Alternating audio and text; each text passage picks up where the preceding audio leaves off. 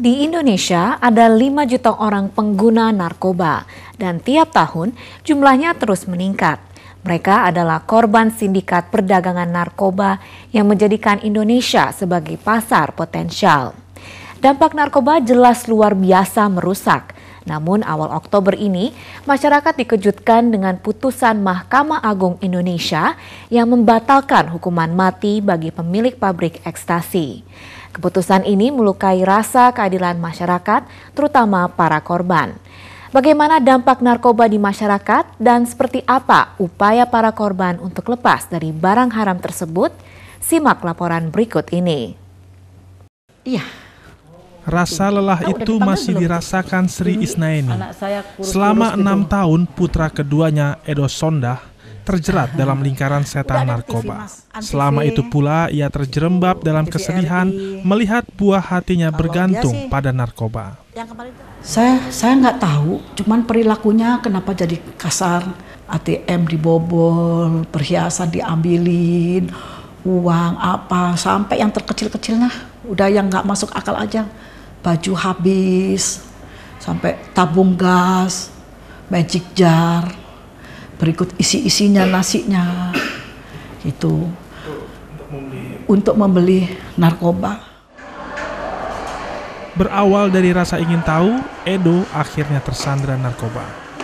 Hampir segala macam narkoba pernah ia coba.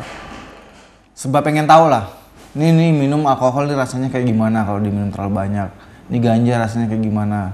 Kalau kita pakai obat ini rasanya kayak gimana. Ya pengen tahu, serba pengen tahu caranya tuh kayak gimana, efek-efeknya yang ditimbulin tuh kayak gimana. Akhirnya coba, sampai akhirnya tuh kenal putau. Dari sinilah awal kehancuran hidupnya. Impactnya dari sosial yang pertama ya. Dari badan sendiri kita udah merasa nggak enak yang pasti. Dari biologi kita. Terus sosial, kita udah mulai menghalalkan berbagai cara untuk gimana caranya dapat duit gitu. Kini Edo sudah berhasil melewati masa-masa kelamnya. Sekarang ia bekerja sebagai konselor di Pusat Rehabilitasi Narkoba Badan Narkotika Nasional. Tugasnya adalah mendampingi para korban pada masa-masa pemulihan. Ini adalah pusat rehabilitasi korban narkoba milik pemerintah Indonesia. Letaknya di kawasan Lido, Bogor, sekitar 50 km di sebelah selatan Jakarta. Gambar ini sengaja kami buramkan untuk menjaga privasi korban. Di sini ada ratusan orang yang menjalani terapi ketergantungan segala jenis narkoba. Masuk itu mungkin kita bisa terima sehari itu minimal itu kita 4, maksimal itu kadang ya sampai 10, 12. Pernah kita sampai 15 orang gitu, tergantung situasi dan kondisi. Makanya saya sampaikan bahwa di sini adalah sistemnya harian. Hari ini lain dengan esok, mungkin sekarang 447, besok bisa turun, bisa naik gitu. Situasinya karena harian kita terima dan yang pulang pun kita juga ada harian. Tapi lebih banyak yang masuk daripada yang keluar. Karena mereka yang terjerat narkoba pun datang dari berbagai kalangan, kata Yunis. Kalau dulu kan usia 18, 20 itu banyak. Kalau sekarang sudah di atas 28. Dan umumnya dia adalah pekerja. Pekerja juga macam-macam, ada eksekutif, ada pegawai negeri, ada juga pegawai swasta. Salah satunya adalah Dedi. Ini adalah nama samaran. Dia sudah 7 bulan direhabilitasi di sini. Bekas luka akibat memakai jarum suntik masih terlihat jelas di lengannya. Awalnya coba-coba aja karena perkenalan, pergaulan. Awalnya dikasih teman, ini loh ada BR nih bagus nih. Lu cobain ya, taruh pasti enak ya. Akhirnya dari coba-coba itu, pertama dikasih gratis, habis dikasih gratis, udah gua nagih, baru gua harus beli sendiri. Ia akhirnya terjerat dalam lingkaran setan, hingga hidupnya hancur dan keluarganya hampir berantakan gara-gara narkoba. Gua kan udah punya keluarga, udah punya anak 1, udah punya istri juga. Yang kemarin gua udah mau sempat pisah sama istri gua, dan pas gua masuk rehab sini, dilihat perkembangan gua, ada kemajuan gua di sini, dia memutuskan untuk rujuk lagi, kebalik lagi ke gue gitu Bang.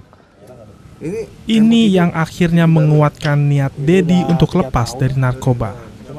Kini ia hanya ingin membahagiakan keluarga kecilnya. Lain lagi ceritanya dengan Edo. Setelah 6 tahun berkubang dalam jeratan narkoba, tahun 2008 ia memutuskan berhenti setelah merasa putus asa dengan hidupnya.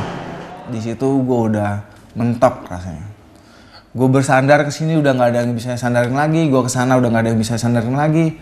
Akhirnya ya punya pikiran, gila gue capek lah sama pola hidup yang kayak begini. Mau kapan lagi? Teman-teman gue udah pada mati semua. Yang saya ingat gue udah nggak punya teman lagi untuk make bareng atau kayak gimana. Setelah merasakan pahit getirnya terjerat narkoba, para korban berharap bandar narkoba dihukum seberat-beratnya. Tapi pemerintah malah memberikan keringanan hukuman kepada bandar dan terpidana kasus narkoba. Bagaimana para korban melihat hal ini?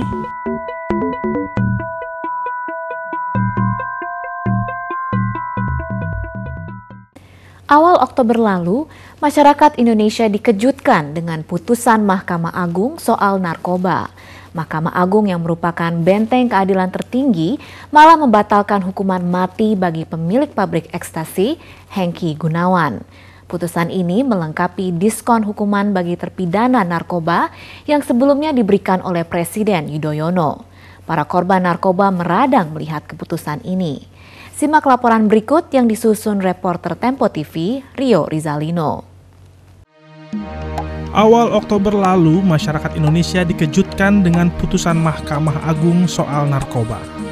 Mahkamah Agung yang merupakan benteng keadilan tertinggi malah membatalkan hukuman mati bagi pemilik pabrik ekstasi Hengky Gunawan.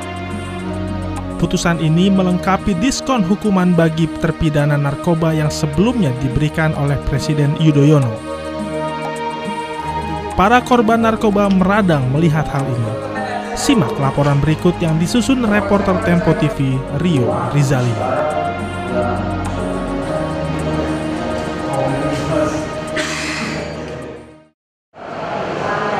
Ada pemandangan yang tidak biasa ketika kami masuk ke dalam salah satu gedung rehabilitasi di Pusat Rehabilitasi Narkoba BNN.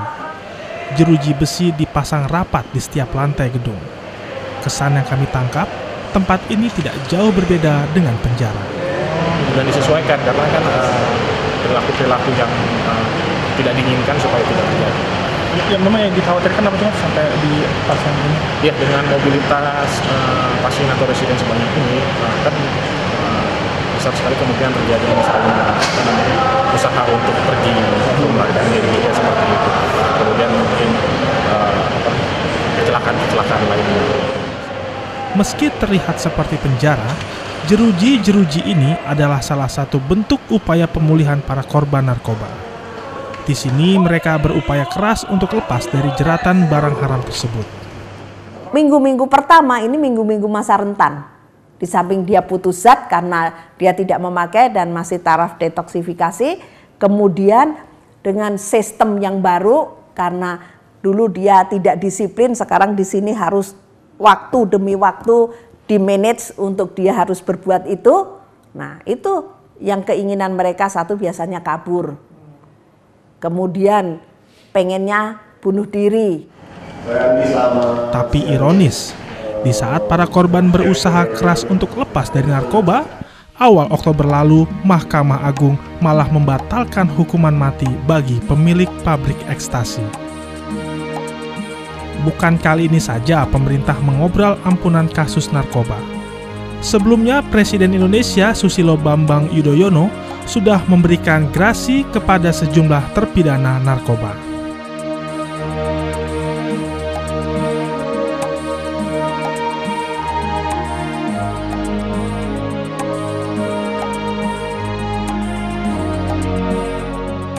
Yang paling kontroversial adalah grasi yang diberikan kepada warga negara Australia, Shapel Corby. Presiden mengkorting 5 tahun hukuman Corby dari 20 tahun menjadi 15 tahun. Masyarakat yang sudah jengah dengan narkoba angkat bicara soal keringanan hukuman tersebut. Saya kira tidak wajar. Karena semakin banyak remisi itu semakin meringankan hukuman itu sendiri.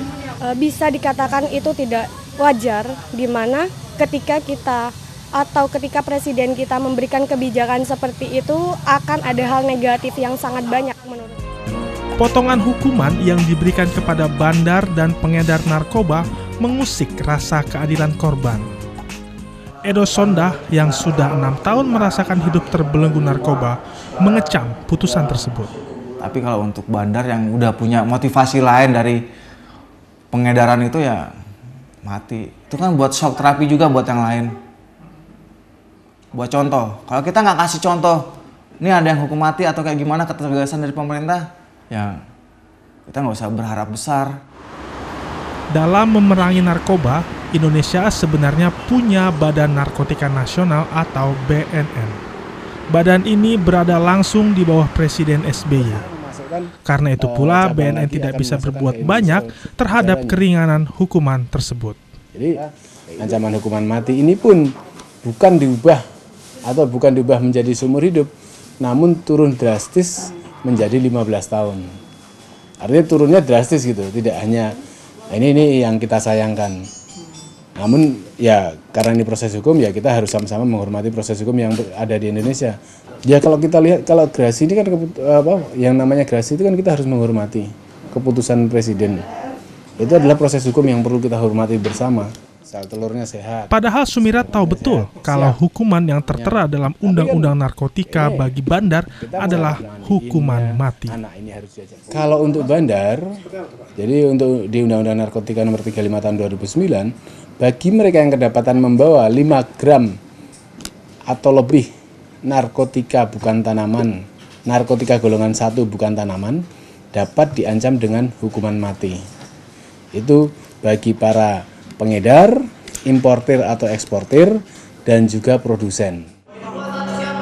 Kini para korban narkoba hanya bisa berharap pemerintah lebih tegas pada bandar narkoba. Menurut mereka, karena para bandarlah yang menghancurkan generasi muda bangsa ini. Kalau bandar ya pasti seumur hidup bang, itu bang. Emang cuma karena bandar itu semuanya kan kita juga. Jadi ya ada bandar juga, bagusnya ya seumur hidup lah. Bagaimana penderitaan saya melihat anak saya mendekati ajal, mereka nggak merasakan. Kalau nggak takut dosa, kalau nggak takut hukum aja, udahlah, tembak mati aja udah.